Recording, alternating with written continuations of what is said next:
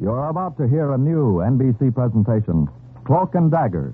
Program number 1 in 90 minutes of continuous mystery and suspense on NBC. Following Cloak and Dagger, stay tuned for High Adventure. Then listen to The Big Guy, NBC's new unique mystery series. But first, Cloak and Dagger. Are you willing to undertake a dangerous mission for the United States, knowing in advance you may never return alive?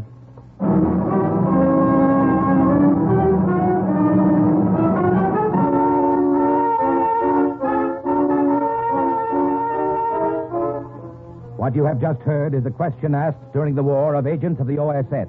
Ordinary citizens who to this question answered, yes.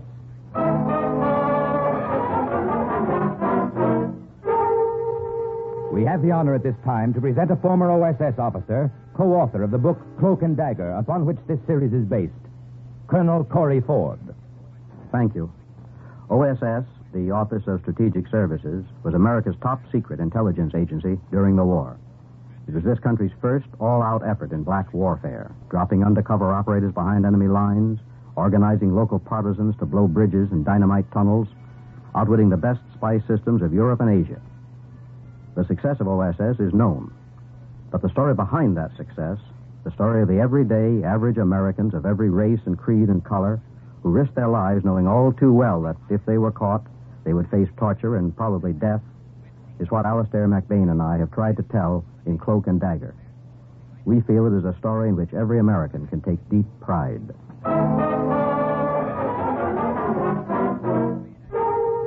The National Broadcasting Company takes you behind the scenes of a war that nobody knew. This is Cloak and Dagger. My name is Friedrich Schmidt. I'm a German soldier. I had a medical discharge from the Army. I was in the 268th Infantry Division. My family was killed in an air raid near Berlin. My name is Friedrich Schmidt. I'm a German soldier. I'll repeat it over and over again so I won't forget. My name is Friedrich Schmidt. Where did I go wrong? Where did I go wrong? Think back and remember. From the beginning. Everything the colonel told me to remember. Remember, Frank, from now on, you'll be Friedrich Schmidt, German soldier. You have your military pass, forged signatures of adjutants, hospital certificates, ration coupons, permit to travel. You know what to do. Yes, Colonel. Carl and I parachute behind the enemy lines in Austria.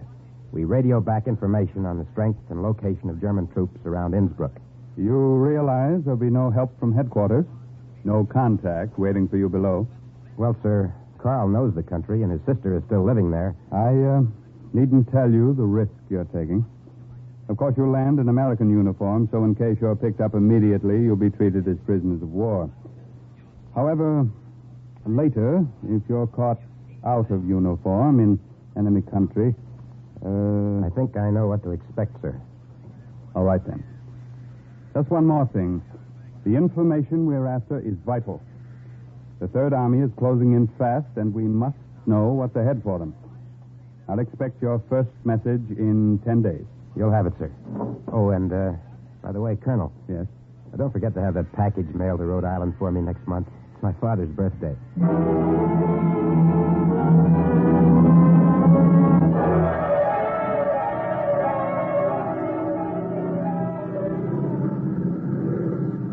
Cigarette, Frank? Thanks, Carl. Carl, Yes, what is it? About Liesel. About your sister. Oh, what about her? You haven't seen her for over 5 years. Over 6 years. Well, 6 years is a long time. Running in. That's us. Get ready to jump. What did you want to ask about Liesel? Oh, nothing. Forget it. Ready, number 1. Ready. Jump. I'll see you downstairs. Ready, number 2. Ready. Good luck, Frank. Go.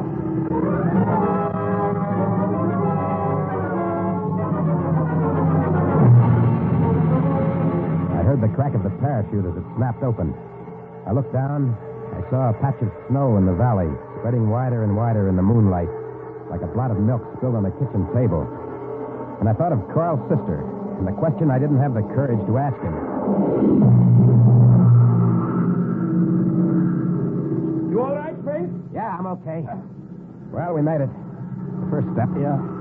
You got everything? The radio all right? Just checked it. Nothing broke. Good. Yeah? There goes the plane. Yeah. Heading back. He's gone. Let's go while it's dark.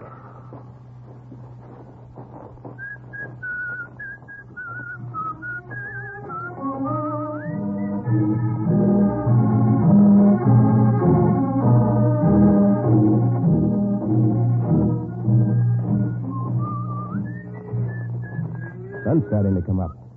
Keep that cape around you. There'll be people on this road soon. What do you think about that sun? What about it? Astronomers must be nuts. That can't be the same sun I used to see back in Providence. Maybe it isn't. Lass nun die Nacht ist da der Morgen.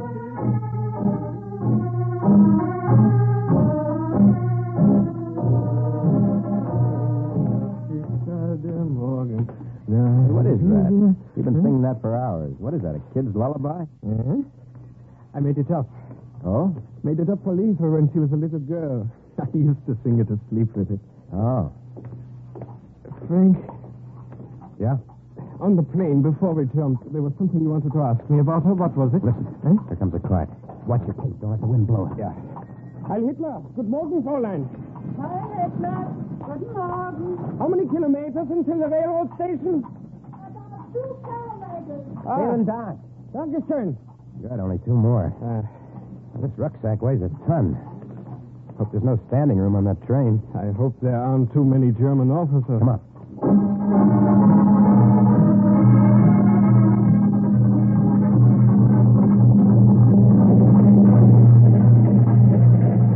You know, one thing I like about European trains? What? These little compartments. I'd just as soon be closed off in here until we get where we're going. We've got to get rid of these American uniforms, Frank, as soon as possible. Well, we just have to find 2 obliging German soldiers who'll be willing to give up theirs. That's obliging they are not. Well, so far they've been. Let us have a nice compartment all to ourselves. Well, there's no guarantee they'll let us keep it that way, you know. I know one of these things here. Get out your travel permit and identification now. Right. Hope those papers are good forgeries. It better be. Gentlemen, your identification, travel permit, please. Yeah, Herr Inspector, yeah.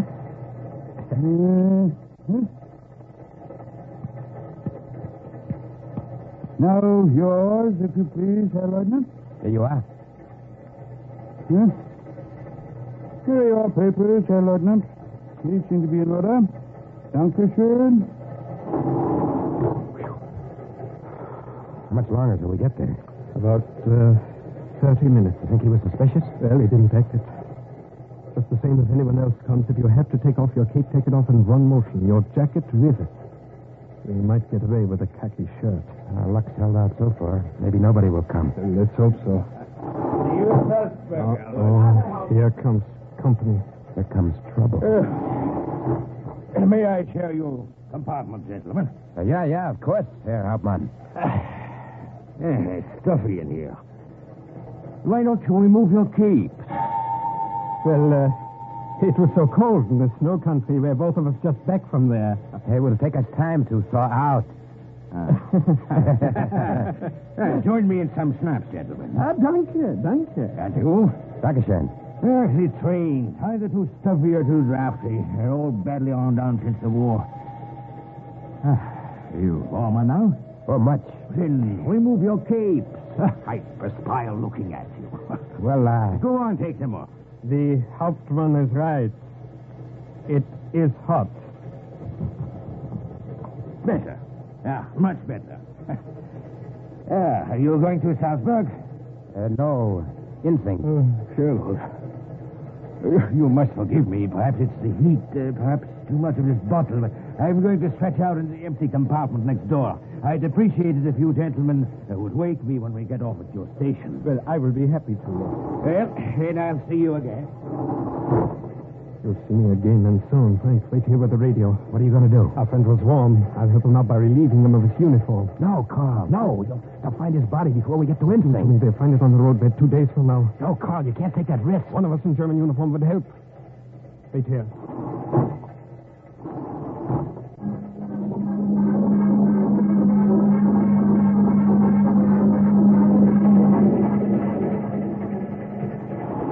Well, kindly raise your hand. I was not so drunk as either of you thought. It's too bad about your friend.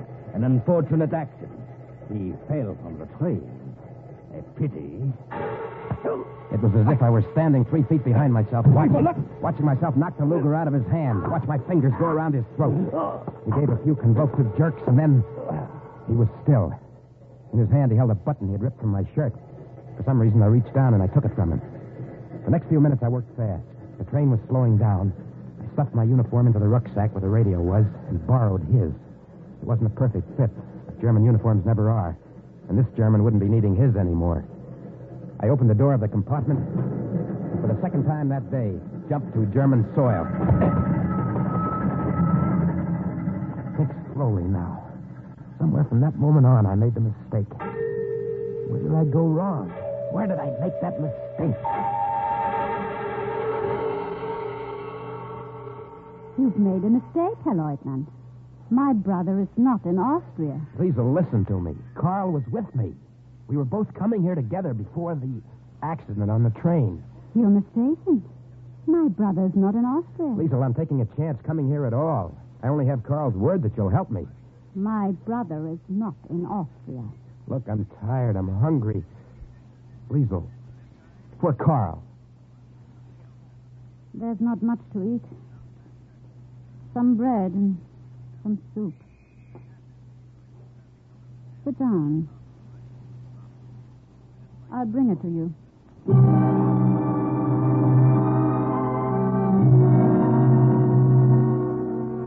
I watched Carl's sister as she went over to the stove. She was small and dark, and her hair was cut short and brushed back. It was fine, like soft baby hair. I felt so tired I wanted to brush my face against it. Here's your soup. Dankeschön. There's more in the pot if you want it. I'll be back. Where are you going? There's someone you might like to meet. A contact. I'll get him. Stay here and eat. I'll be right back.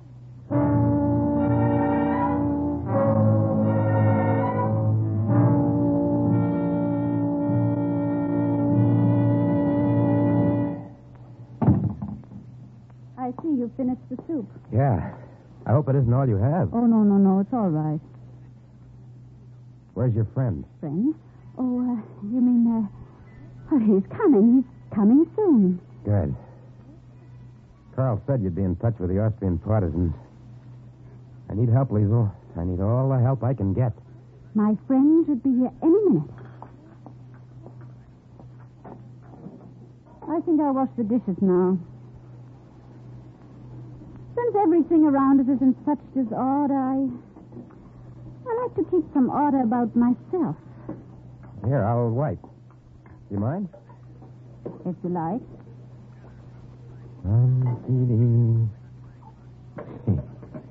Why does this seem so funny? What? What's happened to the world when you start taking the crazy things for granted and the ordinary things seem out of tune with the rest of living? Like watching a woman doing the dishes, helping her. You don't seem tired anymore. No, I feel fine now. Fine. Schlaf nun ein, schlaf nun ein, Nacht ist da. Morgen. How did you know that song?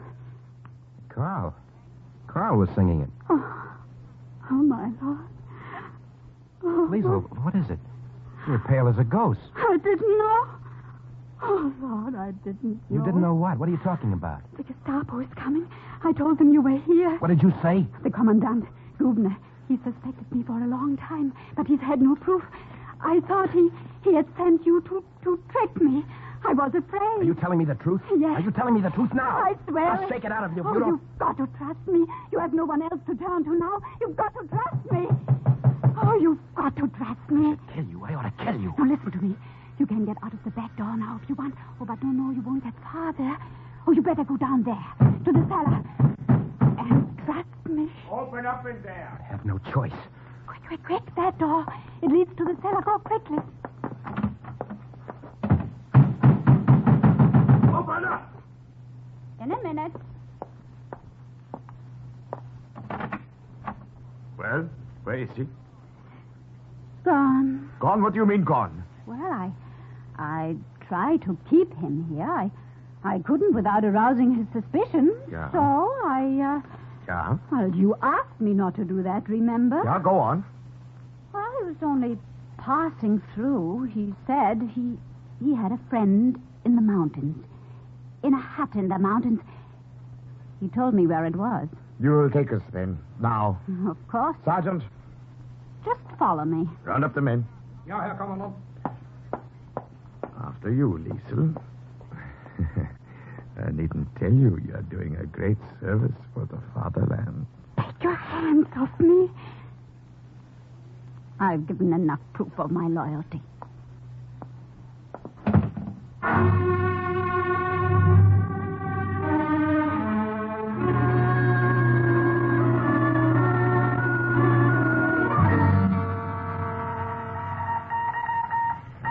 Corporal? Yes? Any word from Frank or Carl yet? No, Colonel, nothing. Oh, something hit a snag. It's been 12 days since they jumped. Well, let me know. as Wait a soon as minute. something Here's comes- something now. 2345. Brooklyn calling. Brook. All well. That's it. Brooklyn. This is That's the code Brooklyn. name. Hey, he's coming through clear. Time is now 2345. Huh? Come in. Over. Dodger to Brooklyn. We hear you. Over. Average 14 inches snowfall nightly. Take this down. Yes. Average 14 trains a night being assembled, Carrying sugar to Dixie. carrying supplies to southern German front. All snow jamming Grand Canyon. All trains routed by Vorarlberg Tunnel. Juniors gaining weight. Over. Wehrmacht gathering strength. Corporal, let me at that radio. Dodger to Brooklyn. Making this fast. Sending it in clear. Imperative. Learn within 2 weeks. Disposition of all airborne troops and units within your area. Good night. Good luck. Over. Wilco, keep the home fires burning. Good night. Over and out. Well, that's the first one, Liesel. They got it. I haven't got much time. You heard him just 2 weeks. Oh, don't worry. We'll have the information. How nice it must be to be Liesel. So confident, so cool and sure. But I'm not. I'm afraid.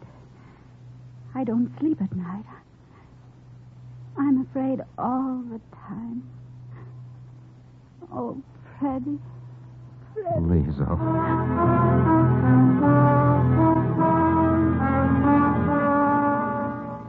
From the night I first came there and crawled into the corner of that damp cellar while she led the Gestapo on a merry chase through the mountains, Liesel and I worked hard. My radio aerial was set up, hidden, lost in a mass of clotheslines. Together we rounded up Austrian partisans. Where did I go wrong? So you are Liesel's cousin, Freddy. Ja, Herr Kommandant. I am Liesel's cousin. Would you like some wine, Commandant? Dankeschön. I didn't know Liesel had a cousin from Berlin. We knew she had a brother, Karl. Liesel and I never mentioned Karl, Herr Kommandant. We're loyal Nazis. Aye. Prost. Prost. I suppose she told you what happened to her a few days before you came. Some more wine, Commandant. I haven't finished this glass yet, Liesel. You seem nervous. It's such an honor having you visit us here. Liesel. You know, Herr Lieutenant, your little cousin has been much nicer to me lately. I tried to convince her for some time that there are advantages to being friendly with the right people. I suppose she told you about the American spy who came here over a week ago? I find that hard to believe. I'm not sure what he was. He was in German uniform, and he may have been a deserter. Possibly. In any case, we had a long search for nothing that night. We found no trace of him. You say you have a medical discharge, Herr Lieutenant? Ja, Herr Kommandant. The rest of my family was bombed out in Berlin. Oh, yes. I had no place to go, no one else to come to. So I came here. Strictly a matter of regulations. May I see your papers? Your papers, Lieutenant. I have them here. Here you are.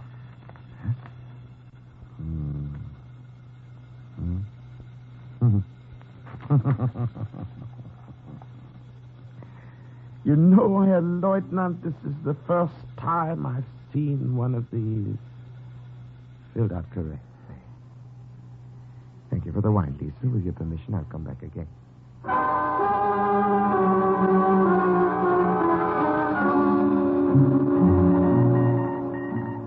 Brooklyn to Dagger.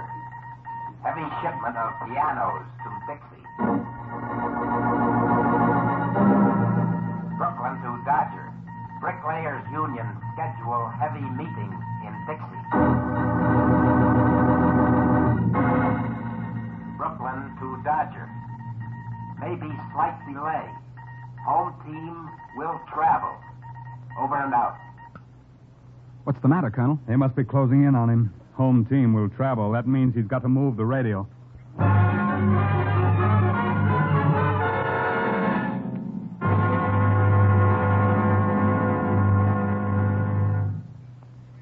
I'm going with you, Freddie. No, you're not, Liesel. You're going to stay here.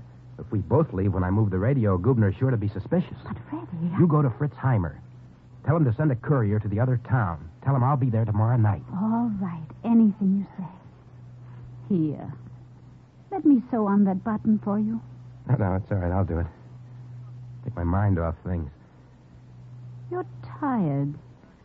You work too hard. If the Allied Army's eyes close as you think, maybe it'll all be over soon. I'll be back.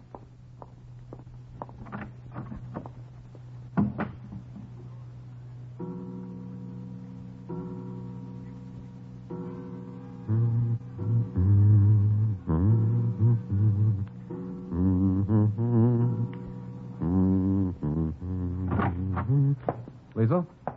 Oh. Forgive me for just walking in, Herr Lieutenant. Good evening, Herr Kommandant. The door was unlatched. It's all right, Herr Kommandant. I was just passing. I wanted to say hello to your little cousin and invite her to dinner at my house tomorrow night.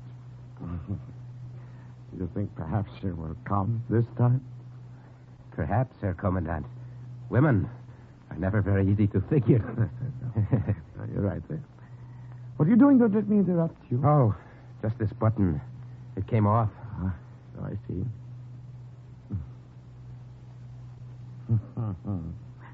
Army training is so valuable. It teaches you so many things.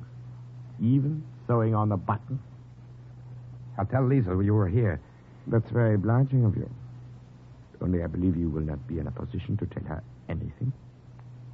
What's that? You have made just the little slip I have been waiting for you to make. You are under arrest. Friedrich Schmidt. So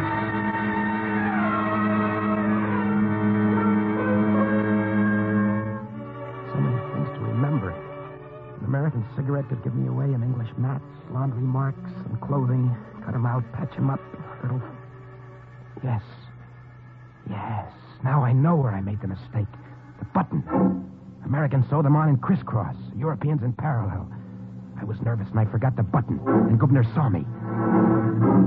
Get up. Come with me. You are wanted for more questioning. Your name. Your objective. Who sent you? Where are the American armies? My name is Friedrich Schmidt. Your name. The commandant asked your name. Your objective. Your objective. Who sent you? Who sent you? Where are the American armies? My name is Friedrich Schmidt. I'm a German soldier. Oh, God, throw him back in his cell.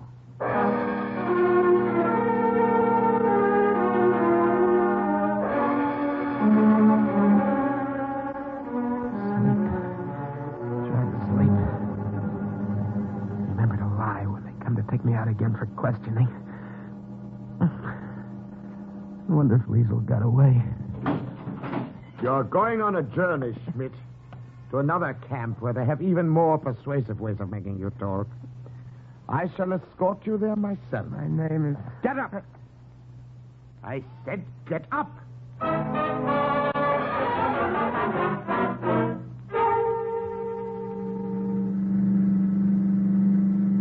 Driver, stop at that tavern on the right.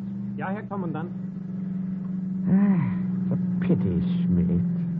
We shall share no more wine and little cakes with Liesel. I have something else in store for Liesel when I catch up with her. Her cousin. I'll be only a few minutes, driver. You're not to speak to the prisoner while I'm gone. You understand? Ja, Herr Kommandant.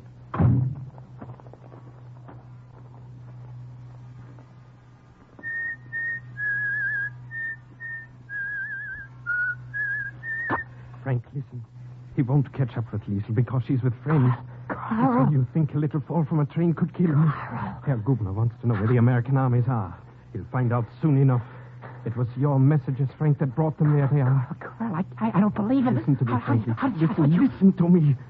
Our armies walked right into that Dixie front you told them about in your messages. Right now, they're only 20 miles north. I've got 1,500 partisans organized and ready to surrender the whole town and the mayor when they get there. It's impossible. You'll see. How Listen now. At the next fork of the road, there are friends waiting to take us through to the army. The three of us. 3 of us? Yes. I imagine you have a few scores to settle on the way with Herr Gubner.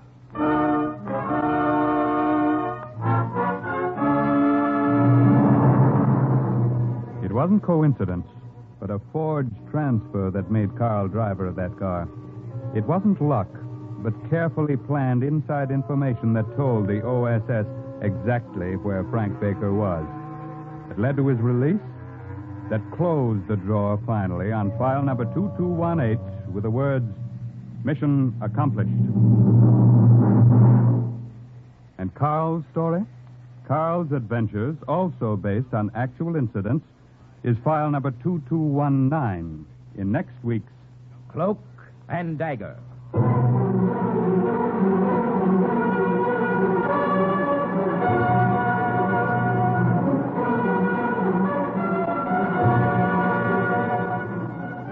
In today's true OSS adventure, the part of Frank was played by Joseph Julian. Ross Martin was Carl, the Commandant Barry Kroger. Raymond Edward Johnson played the Colonel, Bernard Pollock the Corporal. Dolly Haas played Liesel. This has been a Louis G. Cowan production under the supervision and direction of Sherman Marks. Material heard on today's program was based on the book Cloak and Dagger by Corey Ford and Alastair McBain. The script was written by Winifred Wolfe, and the music was under the direction of John Gart. This is Carl Weber speaking.